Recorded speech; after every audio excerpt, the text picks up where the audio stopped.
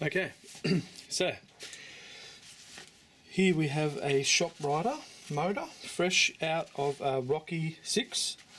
Now this motor here has had the pleasure of being one of the motors that gives off the good old phenomenon where if you drive down a hill and take your hand off the wigwag, it will just keep speeding up until you're doing phenomenal speed, and then when the brake would normally come on after deceleration, this one will just lock up because you're doing like 20 k's an hour down a hill.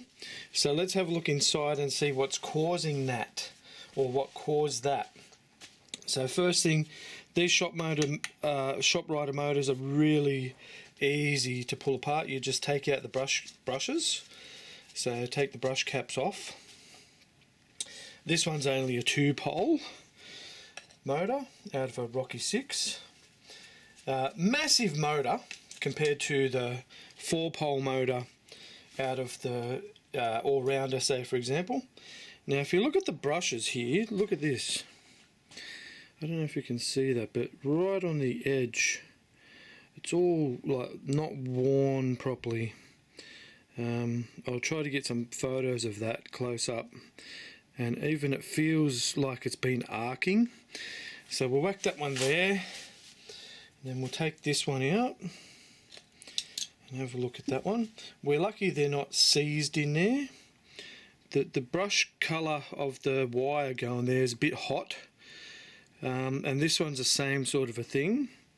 It's very arced. You can see the discoloration here. It's arced and it's uneven. You know, it's been arcing up between the brush and the housing there. So when you take these apart from the top here, the bottom's just a bearing with a plate as a retainer. I've already marked where the motor goes back together. It's always handy to do that just so that you don't reverse the polarity of the magnets if you put it back on backwards, or you put the housing on backwards or whatever.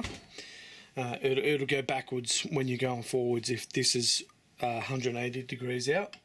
So use a nice big Phillips for this. The bigger the better, because the screws are heavy duty screws, right? So you take these out. Pretty well built motors really when you look at them. Like, you know, people don't like Shoprider stuff, mainly because the motors tend to cause trouble. But, you know, it could be worse. Okay, so pull your long screws out. This one's just de-seated from where it should be, so we can just pull the cap off. Right. Now we'll take that out with your spring washer. Now if you look inside here, you can see there's a fair bit of build up there. Like if I just touch this, look, you know, you got a lot of crap in there. But the wires are soldered on pretty good. They're actually crimped on. I can see just from looking at it, if I get a torch,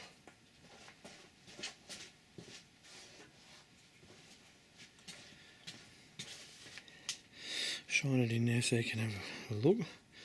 You can see the wear mark on the brush cap and the brush housing there. It's not too bad. I don't know where all the arcing's coming from yet, but you can also see there's a lot of build up. Not too bad, but there's a fair amount of carbon in there from the brush wear, you know, as they wear out. This is probably seen a few sets of brushes over the time. So we'll put that aside. Now this spring washer here, this just removes the free play. You know, just make sure there's no vibrations or anything from the back cap. And you can see here it's pretty good. It actually looks nice and clean. But like I said, it was causing that problem. Now if we pull this out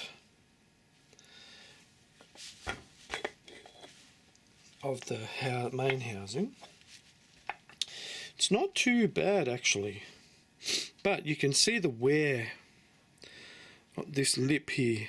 So I'll get a a screwdriver, and you'll actually see. You ready? There's a nice lip right on the edge here and right there. Now that's where you get the problems. Same as the actual colour of it. There's a lot of discoloration on here. It's sort of, in real light, it looks like a purplish colour. See if we can see it with the light. Yeah, see it's darker than that nice copper colour. Now this motor was running very slow. It had no power. It had no regen. Now if you look at the brushes here, they just don't match up at all. The brush, you can actually see on the edges of the brush a shiny bit. That's where the brush is riding on that lip.